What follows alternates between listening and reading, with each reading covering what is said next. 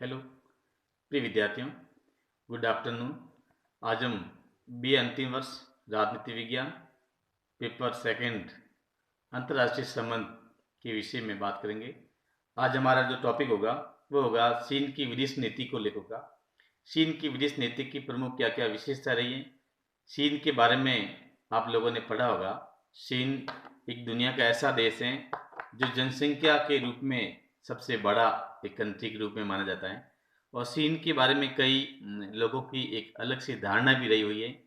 द्वितीय विश्व युद्ध की पूर्व की घटना की बात करें तो चीन के बारे में कहा गया कि चीन एक एशिया का रोगी एवं पूर्व का तरबूज के रूप में भी इनको संज्ञा दी गई थी।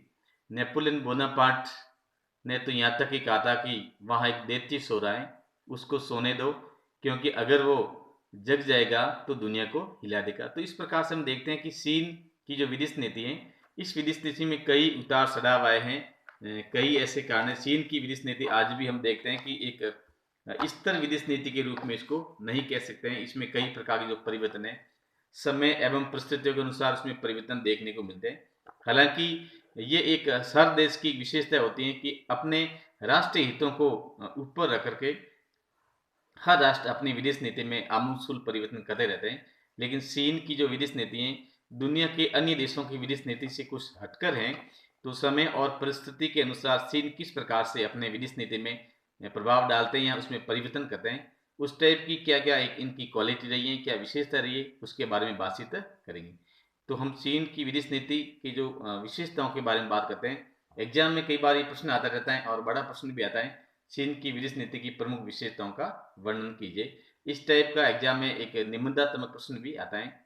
तो पहली इसकी जो विशेषता है कि केंद्रीय राज्य होने की कुंठा से ग्रस्त है।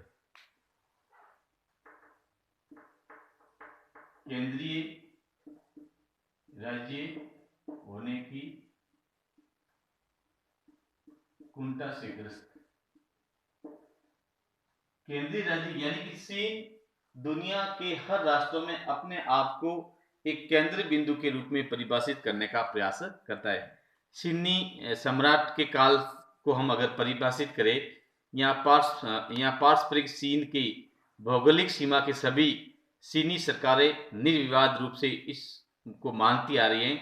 और मानसू या कुविंगनांग माओवादी या माओ की प्रवृत्ति जितनी भी जो सरकारें रही हैं, सभी के मन में एक जातीय अहंकार और विदेशों के प्रति संदेह का भाव स्पष्ट रूप से देखने को मिलता है। पहले चीन सम्राट अपने आप को देवपुत्र के रूप में मानते थे, यानी कि चीन सम्राट अपने आप को इस आधार पर मानते थे कि पूरी दुनिया में चीन एक ऐसा राष्ट्र है जो एक मध्यवर्ती या पूरे का एक केंद्र बिंदु है। और यहाँ का जो सम्राट है वो अपने आप को देवपुत्र के रूप में अपने आप को मानते हैं। और चीनी लोगों की मान्यता रही हुई है कि चीन सभ्यता का केंद्रीय बिंदु रहा हुआ है। और जितने भी जो विदेशी लोग हैं, विदेशों के समक्ष चीन अपने आप को एक केंद्रीय राजनीति के रूप में या एक केंद्रीय राज्य के रूप में एक होने की एक मानसिक एक कुंठा से ग्रसित ऐसा देश है जिसमें देश प्रबंध तथा विदेशी व्याक्रांता अपने आप को मानता है।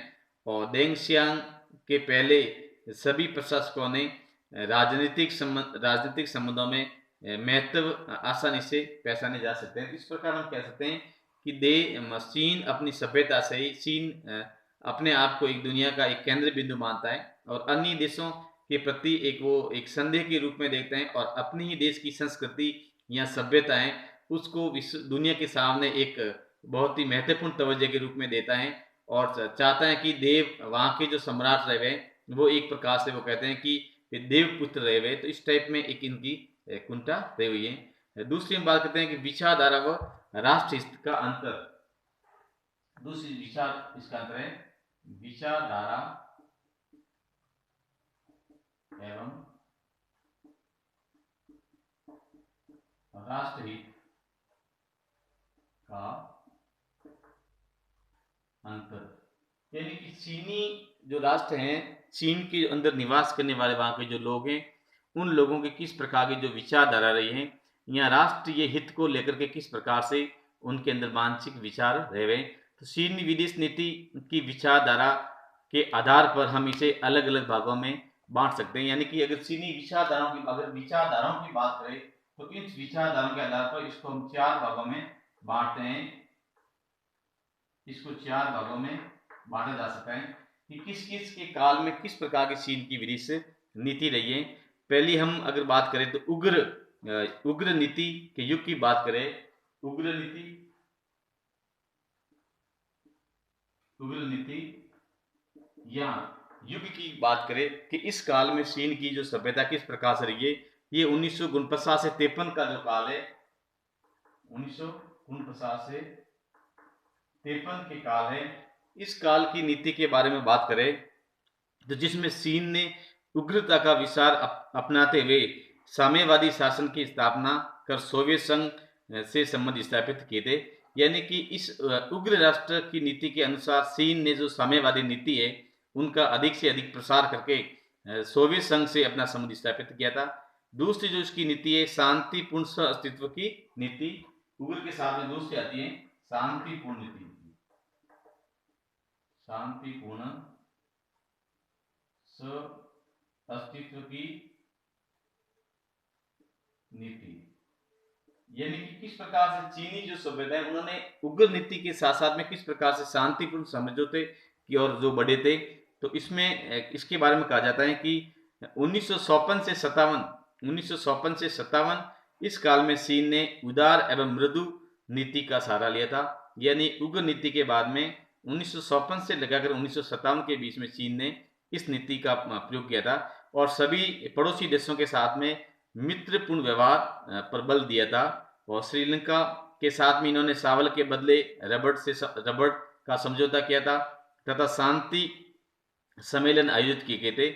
जिस साउ एन लाई ने नई दिल्ली में एक घोषणा की थी कि संसार के सभी देश चाहे वो छोटे हो या बड़े हो या निर्बल हो या बलवान हो, विभिन्न सामाजिक पद्धतियों के बावजूद भी शांतिपूर्ण नीति में रह सकते हैं। यानी कि साउ एन लाई ने कहा था, एक शांतिवादी विचारधारा था, वहाँ का राष्ट्राध्यक्ष था, और उन्होंने कहा था कि दुनिया के चाहे कितने भी देश हो, चाहे बड़े हो, छोटे हो, गरीब हो या अमीर हो, सभी देश चाहते हैं कि हर देश चाहता है कि शांतिपूर्ण तरीके से किस प्रकार से जिया जाए। उसके बाद में इनकी जो तीसरी इसका जो उदाहरण हम देते हैं उसमें आता है कि नई आक्रामक या युद्ध की नीति। वापिस देखते हैं हम, नई आक्रामक एवं युद्ध की नीति। अब आप देखिए, पहले हमने उग्र नीति के बारे में बात किया, चीन का ये उग्रवादी युग था।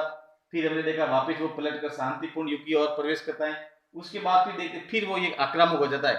मतलब चीन की जो सदम पॉलिसी है उसमें आप समझ नहीं पाते, कह सकते ये 57 से फिर 69 का माम लेते हैं, 1957 से लेकर के 69 में लेते हैं। ये 54 से 1957 से ये 1957 के बीच में रहती। तो उसके बाद 57 से 69 के बीच में वापस इन चीनी विदेश नीति की विशेषताओं के बारे में बात करें तो ये उस समय ये वापस एक आक्रामक युद्ध के रूप में रही है। इस युग में चीनी विदेश नीति कठोरता एवं आक्रामक रूप से पश्चिम देशों के साथ चीन का एक कड़ा रुक रहा है। इस युग में चीन की सैनिक, आर्थिक, वैज्ञानिक, अंतर्महाद्वीपीय प्रधानता के माध्यम से सोवियत संघ के देशों के आर्थिक रूप से महत्व मानते हुए विश्व पटल पर अपनी अलग पहचान बनाने का प्रयास करता है। यहाँ चीन चाहता है कि एक आक्रामक या युद्ध की नीति से किस प्रकार से दुनिया के नक्शे पर अपने आप को एक प्रबल या सशक्त या एक महाशक्ति के रूप में किस प्रकार से उभारा जाए, इस प्रकार से इसकी नीति है। इसकी चौथी जो नीति उसमें लेते हैं युआन कूटनीति, बहुत इंपॉर्टेंट है। चौथी इसकी है युआन कूटनीति की पॉलिसी है। इसमें हम देखते हैं कि इस नीति में चीन अपनी विदेश नीति में आमूलचूल परिवर्तन करता है। यानी कि पहले इसकी जो विदेश नीति रही है उसमें कुछ ये परिवर्तन करता है और इसके अनुसार वो अपने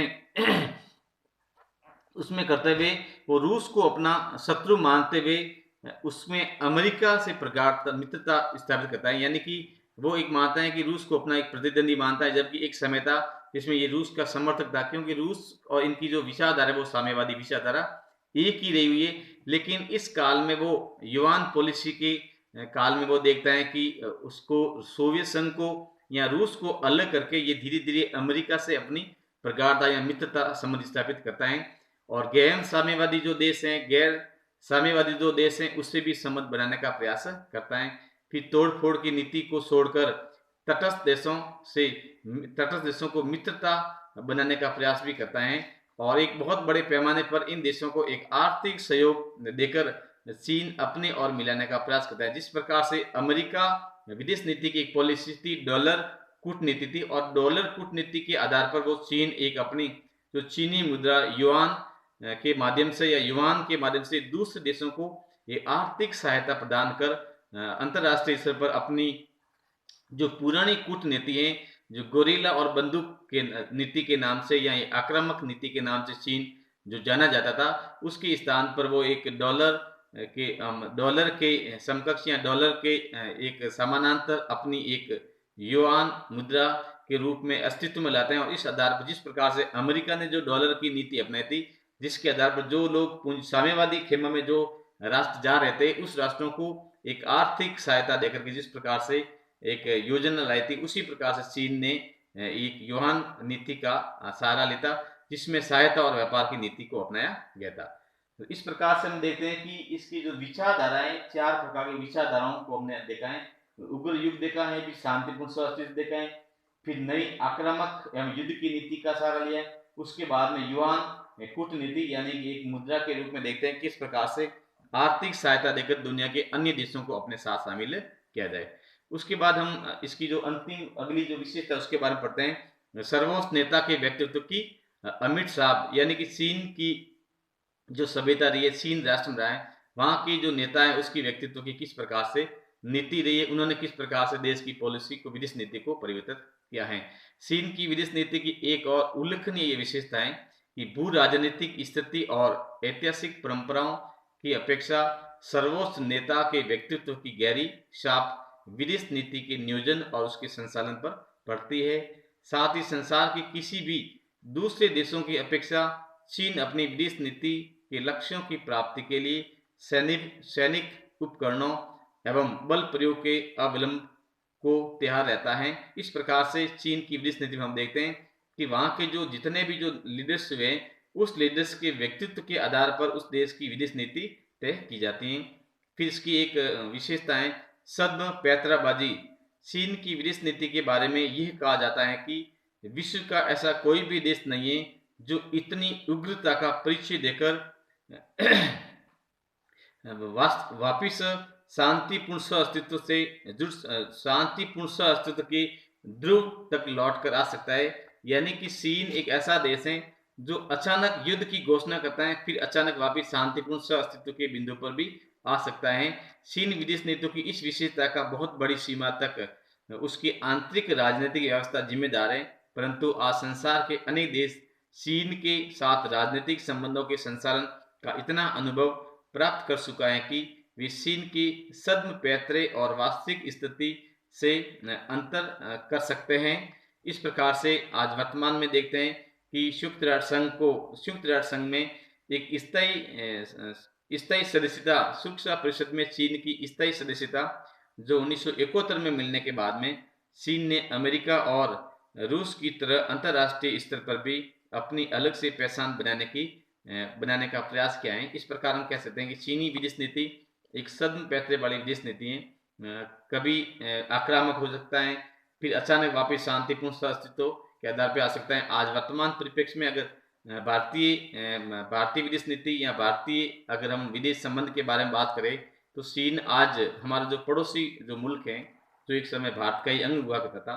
तो इस प्रकार से पाकिस्तान को जो भड़काने का इसका कारण है कि क्योंकि भारत की बढ़ती जो ताकत है, एशिया महाद्वीप में भारत की जो प्रगति है या भारत की जो ताकत बढ़ रही है, वो मानता है कि किस आधार पर भारत को प्रभावित किया जाए या भारतीय बाजार को किस प्रकार से प्रभावित किया जाए, भारतीय जो विकास है उस विकास को किस प्रकार से रोका जाए। तो ऐसी स्थिति में जो पड़ोसी देश जो चीन जो पाकिस्तान है, पाकिस्तान से भारत के संबंध खराब करवाने का प्रयास कर रहा है। और हमेशा कहीं न कहीं पाकिस्तान को भारत के विरुद्ध भड़काता रहता है। तो इस प्रकार की इनकी नीति एक रही है, किस समय किस देश के साथ में समझौता मित्रता रखता है। एक समय ऐसा भी था जब ये नारा लगा जाता था कि चीनी हिंदी भाई भाई का नारा लगता था, और आज ये वापस उस खेमे में चला गया। इस प्रकार से इनकी जो विदेश नीति है एक परिवर्तनशील है, कब पैतरा बदल दे कुछ कह नहीं सकते हैं। धन्यवाद।